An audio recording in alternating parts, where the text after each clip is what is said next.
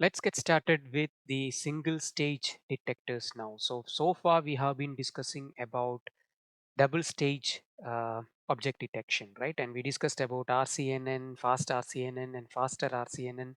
We also did hands-on on that. I hope all of you completed at least RCNN and fast RCNN so far.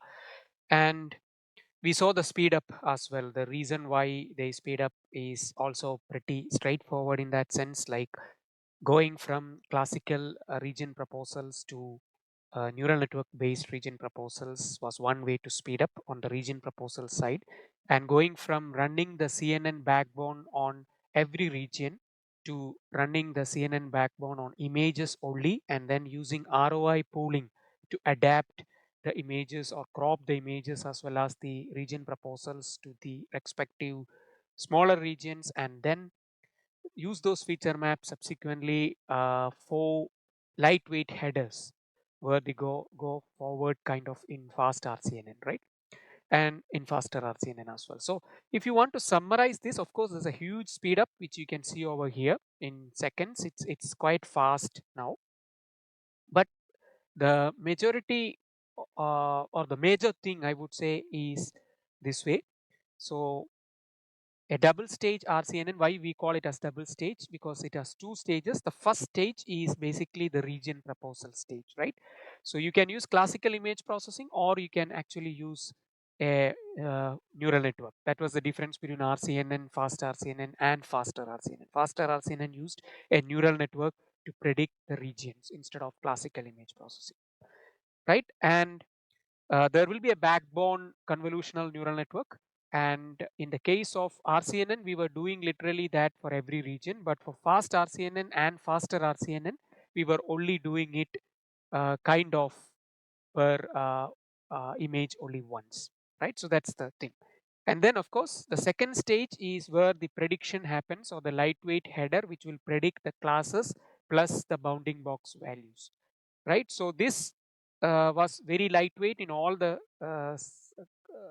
RCNN, fast RCNN or faster RCNN. But the point to notice, in all the scenarios here, there were two stages: the region proposal stage and the prediction stage, right? So this is kind of common. Now the question is, do we really require two stages? Can I have an end-to-end uh, network which takes in input image and predicts the classes plus the bounding box? Is that a possibility? And that's exactly the motivation towards a single stage object detection. And one of the prime motivation for single stage detection is of course lightweight real-time models, so that you can run it on something like a mobile, for example. Okay, and the very first one which kind of became popular or hit or noticed in this space is a model known as you only look once, or popularly known as YOLO.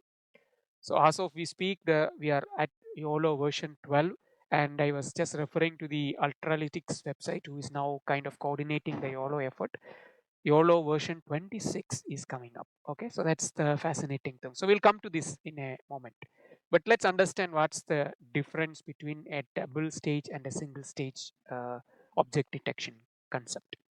Okay, so if you remember, in double stage, we always had a region proposal stage, whether you use a classical image processing like selective search, or whether you use something like a neural network. There was always a stage where it proposed the possible regions where it may be an object of interest, right? So that's the starting point, and there may be a 2000 proposals, and you need to kind of take care of these 2000 proposals. Now instead of that, people thought it's quite uh, trivial thought if you think that way. Why don't we divide the image into certain grids? Let's say S cross S grid. So you divide the image into S crosses. Let's take a simple case, 7 cross 7. So in this example I'm showing that. So you have 7 columns and 7 rows. So this one is first grid, this is second grid, this is third grid, 5, 6, 7. So 7 here and 7 here, right? So you can kind of divide the image into equal 7 cross 7 grid. So that's your starting point. Okay, so you are not guessing anymore, you're not proposing regions, you are basically dividing the image, simple, straightforward, 7 cross 7 or S cross S. This S can be anything. Okay, you typically do it in a square fashion, either 7 cross 7 or 3 cross 3 or 15 cross 15, but the standard one used in YOLO was 7 cross 7. So we'll stick to that for explanation. So that's your first step. Okay, then what's going to happen is for each of the grid you predict certain number of bounding boxes. Okay, so that's the important aspect. Okay, so the next, as I said, the next step is each of the grid you predict certain number of bounding boxes, let's say B bounding boxes, and these B bounding boxes will have the XYHW or any of those standard format, basically the coordinates of your bounding box plus a confidence score plus you have a class which is very similar to the RCNN framework or the RCNN series framework. Okay, so I think we pretty much had the same kind of scenario here, right? For the YOLO case, the B was basically 2. So for every grid of 7 cross 7, so you have 49 grids, you had 2 bounding boxes per grid. Okay, so if you want to sum it up, so every grid you have 2 predictions, and each of the prediction essentially is nothing but you predict the bounding box coordinates, the confidence score, and the class for that. So class and the bounding boxes are just shown separately here. Okay, so total how many predictions per image if you think that way? So 7 cross 7, which makes 49 grid, each grid 2 predictions, so you have 49 cross 2, that is 98 predictions. So this is equivalent to like 2000 region proposals in the case of a double stage neural network. So please remember that. Okay, so you reduced from 2000 to 98, that's a good reasonable reduction to already seeing real time kind of implementation. Okay, so I hope this is understood, or if you want to generalize this, the total number of predictions will be S multiplied by S multiplied by B, this many predictions. Okay, so that's the idea, and I hope it's straightforward, it's not very difficult. So you divide the image into equal number of grids, each of the grid you have B bounding boxes to predict, and those bounding boxes will have the coordinate locations plus the confidence score plus the number of classes that you have. Okay, so that's the holistic idea. And just to imagine, I mean, this how do you kind of map the image to the ground truth? So this is basically something like a ground truth if you think that way, right? Because the dog is kind of shaded in one class, the bicycle in one class, this background is in one class, and so on. You can just imagine that, but not confusing you anymore. So I hope the two steps whatever we described now is pretty clear. Okay, and now okay, I think this is coming late. So the next step, once you have the bounding boxes predicted, the next step is there will be, as you can see over here, there are too many overlapping bounding boxes here. So what is our friend? Our friend is non-maxima suppression. You find the IOU scores between the highest scoring bounding box with all other similar class bounding boxes and see if there is a high IOU score, because high IOU score means you have too many redundant boxes, so you suppress them and you finally end up in something like this, which is very beautiful. Okay, so just to reiterate what's the three steps again, which is I think it's not confusing, it's straightforward compared to the double stage. The single stage is a lot more straightforward. So the first step, important step, you decide how many grids that you want, S cross S grid. In YOLO version 1 it was 7 cross 7. Then you decide how many bounding boxes you need to predict per grid. So generally it is B, but in YOLO case it was 2. Okay, and then of course you need to decide the number of classes, etc., which is based on your data set. And then once you done that, your neural network will be essentially predicting 7 cross 7 cross 2 per image, and then you kind of use the non-maxima suppression to reduce the number of redundant bounding boxes. So that's a 3-step scenario. I hope it's pretty straightforward. Okay, so let's now look into the architecture. Okay, it looks a bit humongous to start with, but it's pretty simple. I will make it very simple for you. Okay, so the first step of course is you decide on the S cross S, you decide on the B, and you decide on the classes. So you consider the YOLO version 1, it was applied on a COCO dataset. I think we discussed this in the previous session also, and in the lab you will be using this for most probably some experiments, or not, you can play with it in any case. Okay, so this COCO dataset had 20 classes. Okay, so if I put all these numbers in, what will be the total number of predictions which are expected? You have S cross S basically, and then you kind of have bounding boxes, which is okay. So S cross S grids are there. So for each of these grids, you have B into 5. Okay, so because each bounding box will give you 4 numbers, which are the coordinates, plus 1 number which is the confidence score, so totally 5 plus your C classes. So this is generic formula. So B bounding boxes we are predicting per grid, and each of the bounding box will have the X, Y, H, W coordinates plus the confidence score. That's why this 5 number comes in, plus the number of classes, which is 20 in this case. So if I put all these numbers in, it will become 7 cross 7 cross 2, because 2 bounding boxes per grid, into 5 plus 20.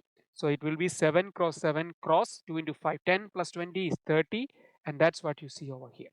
Okay, so this is a bit unconventional compared to an RCNN output or a faster RCNN output, because the faster RCNN output will be per region. You will have 5 values for the bounding box plus the classes, right? So it was like a flattened vector. But in the case of single stage detectors, it is more like output will be more like per grid basis. So 7 cross 7 will be the total number of grids, and this dimension 30 is coming from the total classes plus the bounding box coordinates plus the confidence score. Okay, so I hope this number is no more a magic number for you. You know what is happening there. Okay, so that's the idea. So overall we have 98 per class in that sense, if you want to think, or per image in that sense. Okay, so that's the idea. Again, we can think of per class here, because if you ignore all these numbers, you have 7 cross 7 into 2, right? So that's the number of predictions that you have. So per class you can think of 98 predictions in that sense. Okay, so now let me erase all these. I hope it's pretty clear. Okay, so now let's come to the architecture. So the architecture is, you start with a very high resolution image. You start with 448 cross 448, maybe cross 3 if it's a color image. Most probably it's a color image. So that's your input image which is coming in. Remember, I think we had this discussion for object detection. Our target is localization, so you should start with a high resolution image as far as possible. Okay, so 448 cross 448 is pretty high resolution image in that sense. It's not really high resolution, but yeah, it's reasonably high resolution. Okay, so the first step is, you have a 7 cross 7 convolutional kernel, and this has nothing to do with this. Okay, so don't get confused. They just choose a 7 cross 7 kernel. Typically we choose a 3 cross 3 kernel. 7 cross 7 is chosen so that you have a wider receptive field. So if you see older neural networks, all the classifiers earlier, they used kind of higher kernel size to come, or to bring down the size of the image drastically, and that's what exactly happening here also. So if you see here, you have a 7 cross 7 kernel and 64 channels and kind of stride of 2. So stride of 2 means you already reduce 448 cross 448 to 224 cross 224 after the convolutional layer. Then you have another max pooling layer with stride of 2, which will bring down to 112. Okay, so that's this size you can see over here, and you have 192 of them. So that means the 64, the convolutional layers are 3 of them. You can actually see, let me just rub off. So you have three layers here in that sense, corresponding to your 3 color channels in that sense. Okay, so you total size is 112 cross 192.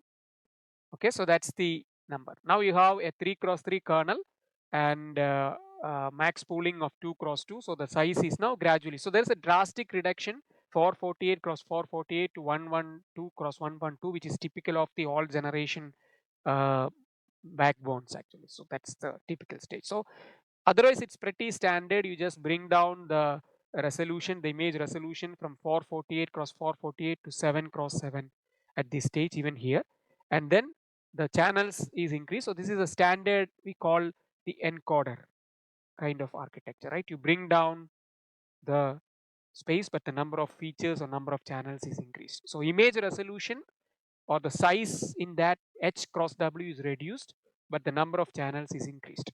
So the idea is, the more number of features, I think this may be not discussed that thoroughly. So just why this kind of thing where you reduce the image resolution and you increase the number of channels is because more number of features or more number of channels means you don't need to really represent the image in the same resolution because the features are already captured. So why you should keep the same resolution? You just bring it down. So that's the reason why we have this kind of an architecture for most of the classifiers in that sense. Okay, but here it's not a classifier. That's why you flatten it here and then you reshape it to this particular shape. And this particular shape, why it is coming, don't forget that it is S cross B, right, into 5 plus C. Okay, so this B is 2 here and C is basically 20 because it's a COCO classes, and 5 is nothing but your coordinates plus your confidence score, and then this is this. So 7 cross 7 cross 30. 30 is coming from this 2 into 5, 10 plus 20, 30. I'm repeating that again for those who are not listening. Okay, so this is the understanding, and then of course after this you have 98 detections and you use non-maxima suppression to come down to or remove the redundant classes, and you can put a threshold here, the IOU threshold, the NMS IOU threshold, which you might have played with in the RCNN lab. So you have a better feel of that now. Okay, and the speed this guy achieved is pretty good. Okay, so you can see actually here, so 45 frames per second. So that's pretty decent. Okay, so it's really real time. You can kind of do this in real time in that sense. Okay, so I hope it's pretty, I mean, not difficult to follow. Okay, so I just put all the steps again in terms of wordings here. So your first step is of course you choose the grid size, the number of grids that you want to divide the image into, typically a square size, and in YOLO version 1 it was 7. Okay, and then you need to basically map the ground truth annotations accordingly. Don't forget that. Okay, so there is that step always there.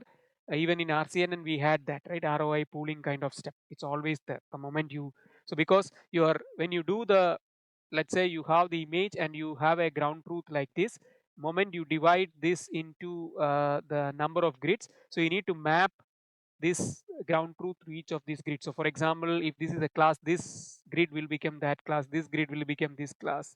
So all these will be the same class, right? Maybe depending on your algorithm, this may also be belonging to the same class. So this will be one class, the remaining will be kind of background class in this case. Okay, so you need to map the ground truth according to a grid definition. Okay, and then you consider B bounding boxes per grid. This is 2 in the case of YOLO version 1, and it predicts 5 values X, Y, H, W with confidence. Okay, and each grid will be attached to a class as well. Okay, just like I was explaining in just a previous moment. Okay, and then you have the multitask loss here, similar to the RCNN. So you have the classification, which will be typically a cross entropy kind of loss, and the distance regression. In fact, you have coded it in the lab, so you're quite familiar with it by now. Okay, and then uh, why such a network, like you have 7 cross 7, 3 cross 3 kind of architecture? It was heavily inspired by the Google net or inception module kind of architecture, in case people should not think that this is randomly chosen, because the classification networks and the object detection networks were going hand in hand in the history. So if you see the year 2016, so that's where the classification inception module was kind of introduced as well. Okay, so that's it. And this kind of network was already pre-trained on the ImageNet dataset, so that you don't start from scratch. So the feature layers already make sense because it's already trained for ImageNet in that. I mean, if you want to think that way. Okay, and then just reiterating this again, 7 cross 7 cross 2 bounding boxes result in 98 bounding boxes per image, or you can say per class, compared to the 2000 proposals in that scenario. Okay, two major issues, of course. The performance is poorer, so that's important to note, because you have only 98 detections compared to like 2000 proposals of RCNN. So your performance is expected to be poorer than RCNN. Okay, so that's expected. And one major problem for YOLO specifically is the objects of different sizes. Let's say you have two cats in the image, one is occupying more pixels and the other one is occupying lesser pixels, let's say something like this. So one was like this, the other one was like this. You all always face the problem because you're dividing the grid into fixed sizes of S cross S. right? So that's something which is has to be improved upon. Okay, and with these two kind of I mean, these two are the primary motivations for the further developments in this field. Okay, so let's look at some of them, because we cannot look all of them, but we will kind of introduce two of them now. And one is something known as single stage detection. Okay, so the single stage detection, it looks like this. Sorry, just go to the single stage detection now. So it again looks a bit complicated to start with, but by the time I explain YOLO version 1, I think all of you are confident in explaining that. So similar to that, let's make this also a bit simple. So the single stage detection, or SSD, looks like this. So image size is 300 cross 300. So they choose slightly lower resolution than YOLO version to start with. That itself will kind of reduce complexity, because higher the size of the image, your feature maps will be of higher size, right? Because it's proportional. Okay, the backbone for the SSD was VGG16. So they just have few convolutional layers of the VGG, which was pre-trained on the ImageNet again. Okay, and then what follows is basically the typical convolution architecture. So I don't want to spend a lot of time in explaining the architecture as it is, but what is the concept behind this is more important. So this is basically the typical encoder architecture. You kind of reduce the image resolution, the number of channels is kind of increased. Okay, so you can see here it started off with 300 cross the 300, then as along the VGG layer it became 32 38 cross 38 with 512 channels, then 19 cross 19 with 1024 channels, and that's reduced to 10 cross 10 with 512, and then 5 cross 5 with 256, 3 cross 3 with 256, and then 1 cross 1 with 256. Now, the one of the major problems for YOLO version 1, if you remember, was as I said, it's just fixed resolution. It is not able to detect objects of varying size in the image, or it face issues in non-maximum suppression if such objects were there. Okay, so in order to avoid that, the solution that SSD people found is like increase the number of detections per class. From 98, they came to 8732 detections per class, and it was not simply increasing the detections, which you could do by increasing the number of detections per grid in the YOLO, right? But that's not the thing they did. What they did is try to address the major problem of the scaling of the object, right? The objects of different sizes should be able to be detected. So how to overcome that problem? So one way to overcome that problem is, anyway your neural network will have the features at different resolution, because you're taking the image and you're passing it through different layers, and it's extracting the features from the image at different resolutions.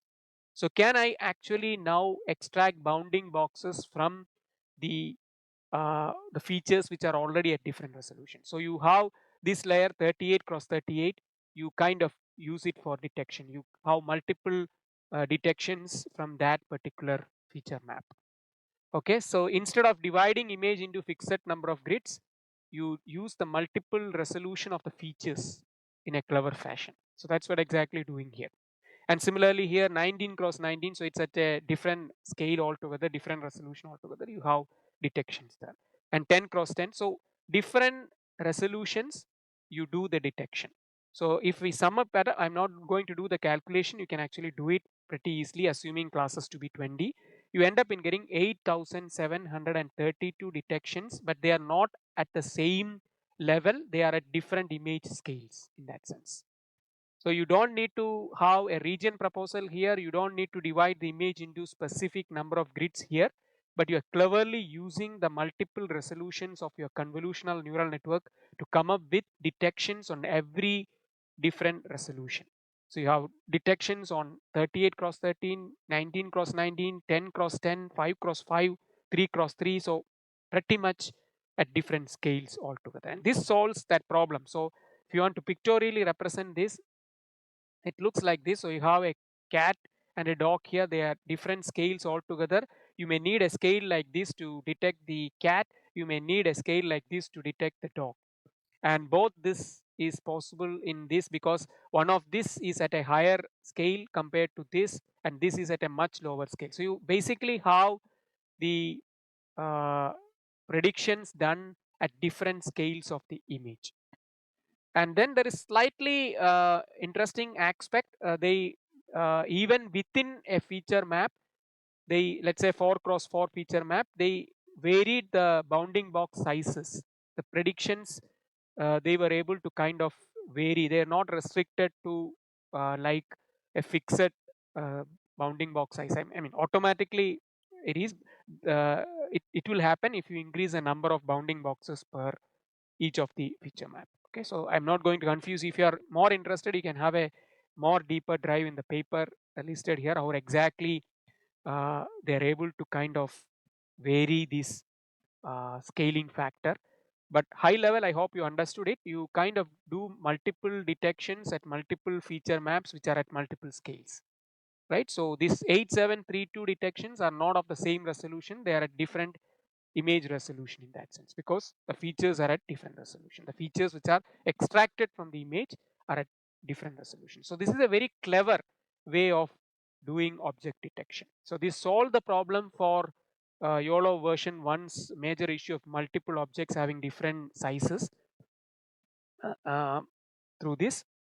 And of course, a small minor point, since you have different detections at different scales, you need to use the ROI pooling kind of concept here, similar to what we did in YOLO, because if, sorry, RCNN. Because if you remember in RCNN, fast RCNN rather, you have ROI pooling, which kind of map your ground truth to each of the region proposals, right? So similar kind of thing you need to do it here, because you are doing the bounding boxes at different scales. Okay, so I hope it's clear. Okay, so this obviously is much better. It should be much better, because now you have higher number of detections than 2000 proposals, right? 8700. So your accuracy is supposed to be increased. So accuracy in object detection is measured in terms of mean average precision. All of you are very familiar with the term now, I'm sure. So this is improved quite a lot compared to YOLO or even compared to RCNN. But this is very highly complex compared to YOLO. So it's no more like a lightweight model. So that's going to be a problem. Okay, so that's where the issue happened, and SSD was not really used quite a lot after that. But some of the concepts which are very common in SSD is pretty used in all those aspects. Okay, so now let's move on to another architecture. So I'm not going to cover, as I said, not all the object detection models, but some of them which kind of are important for you to know, which forms the basis for most of the other architectures which came in future. Okay, so the next such one is RetinaNet. So this is basically introduced by the Facebook research team, and this kind of got replaced by what we call detection transformers later. But it's worth knowing, because this model or this architecture, or rather this approach, of course proposed a new architecture, but more than the architecture, there's a loss function that they introduced which gained more attention. The loss function is known as focal loss, which gained more attention than the architecture itself. So this was proposed as a trade-off between YOLO version 1 and SSD, and the architecture looks pretty interesting. So you have a ResNet backbone, same kind of approach, where you reduce the resolution and increase the number of features. But the interesting aspect is like, instead of putting a prediction layer on top of this, which was the approach followed till that now, they kind of followed a segmentation kind of model. We will talk about segmentation in the next week, but this is the kind of approach which was followed in segmentation quite a lot. So they adopted that model. So what they do is they kind of reconstruct. So the resolution was reduced from, let's say, H cross W2 to H by 8 cross W8. I'm just taking some random numbers here. They kind of reconstructed it back. So this guy will be H cross 8 cross W cross 8, the same guy, and they upsampled it. The simplest is nearest neighborhood interpolation, which we will discuss in detail when we discuss segmentation. But as of now, we can imagine that the resolution is increased, and it increased to the original size, which is H cross W. Okay, so that's the idea. So resolution reduction, then you have resolution kind of upgradation or increase in the resolution. Okay, and this is also known as feature pyramid network in the deep learning world, because it looks like a pyramid, right? You have different resolutions, they stacked on top, it looks like a pyramid. So this FPN or feature pyramid network is quite a lot used in many other architectures. So if it name comes, you can refer back to this slide. And now the interesting aspect is this uh, kind of how the same architecture of or the approach as that of an SSD, because at different resolutions they tapped and formed the prediction network, which is kind of predicting the bounding boxes as well as the classes. So you have bounding boxes here, the bounding boxes here and the classes here. So this is the prediction head, if you want to think that way.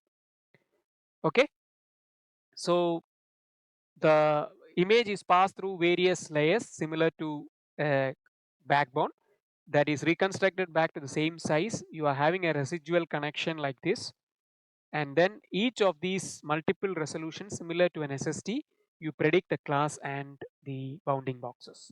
So exactly same as the previous. So all those things aspects are very similar to SSD. Now let me just remove the marking.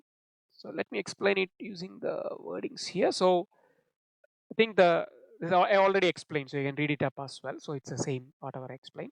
Then two sub networks, which is two sub networks, one for classes and one for the bounding box. The same as we discussed a lot. The novel thing that I was talking about is you have two losses, one for the classes, one for the bounding boxes. So bounding box is the regression loss, but typical loss that you use for classification is the cross entropy loss, which is listed here. So this is your cross entropy loss, right? And PT is nothing but the probability of your prediction. Okay, so that's the cross entropy loss. And then the PT, of course, is this. I think this you should not forget. This plus this is the cross entropy loss in that sense. And the problem with object detection in general, or the reason why they thought uh, lower MAP for YOLO, for example, one was the multi scaling of the object, which is solved using an arrangement like this. The other one was in general, the prediction was less in number. So that's also solved, but the complexity was higher in SSD, which is kind of solved by having a lighter arrangement, not as heavy as in SSD. Uh, so if you think that way, it is still a higher complex than YOLO, but maybe slightly lower complex than SSD. But it improved upon SSD, because if your complex and if your accuracy is not as good as faster RCNN, nobody will adopt it, right? So you need to improve the MAP accuracy. When I say accuracy, it's nothing but MAP. So you need to kind of improvise upon that, and one way they improvised is actually, of course, the model architecture is one. The other one is they introduced something known as focal loss. So FL or focal loss, and we will pay a closer attention to this. So it is actually kind of a gamma weighted arrangement of your cross entropy loss. So this is, if you see, minus cross log PT is cross entropy loss, and we can think of, so if I rearrange the focal loss, it is something like, so the focal loss is nothing but your 1 minus PT raised to gamma, your cos entropy loss, right? If you think this way, because this is nothing but minus of log PT in that sense. Okay, so now what's actually happening here is, let's say you have background annotations, which are more common than your object annotations, right? Typically, because most of it is background. So the background class will be easy to predict, or there will be a lot of background classes, so it will be biased towards background classes. There's a class imbalance, and these background classes will be easy to predict. So this, if the prediction, so that means this easier prediction means they will be more and more towards 1 or 100%. So then those cases where the background class is there, your probability will be very high towards 1. This will be almost like 1 minus 1. So this will become 0. 0 is raised to gamma is basically 0, and 0 into, so this entire Fokker loss will become 0. So those which are very common classes, your loss becomes 0 and your back propagation will not happen. So that means your network is not biased towards those highly occurring, highly probable classes. So that's the idea. So that's why it's known as focal loss, because you want to have more weightage towards those less occurring uh, classes, which are like object classes. So if you see this diagram, if gamma is equal to 0, this blue one is your loss, and that's nothing but the cross entropy loss. Okay, so sorry, gamma, yeah, gamma is equal to kind of 0. So the focal loss is almost like nullified, and you have only the cross entropy loss, because it's quite common in that sense, right? So because gamma is anything raised to 0 is 1, so you only have cross entropy loss. So that's the idea. So now you see the probability of ground truth class, so whatever in this side is basically the most common or most commonly occurring. So you see here, this is still a reasonably high loss function. Now if I have a gamma high number, let's take the green one, you can see till here. So this is actually some high probability cases, your loss is basically almost 0. So that means most commonly occurring highly probable scenarios, your loss function is mostly going towards 0. So you can see here, so just mark it here. So this is 0.54 probability, right? That's almost going to 0. So anything in this range is like high probable region. So that's in physical language. If you want to see this, focal loss is helping us in a scenario where there are many background classes, so it's biased, there is a huge class imbalance, and that class imbalance is not affecting your training because the loss is almost going towards 0.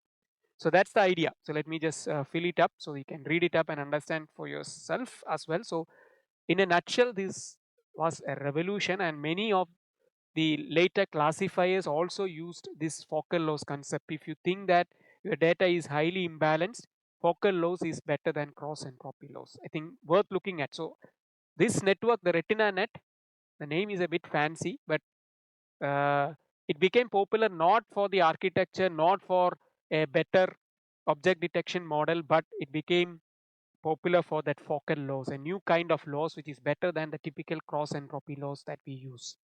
Okay, so that's the idea. Hope it's not very confusing, and let's move on. And then came the Yolo revolution. So RetinaNet and then many other architectures came. We'll have a quick look at those later, not detailed explanation. But Yolo became very popular, and this company named Ultra Analytics kind of took ownership, and they kind of maintained this Yolo. And you started off this here, and this chart is, I took it from last year. You have Yolo version 12 already in market, and Yolo version 26 is coming. And why there's a sudden jump? Because not everything is proposed by Ultralytics. So only they are considering those which are proposed by Ultralytics. So there were other variations of Yolo, and now they call it version 26.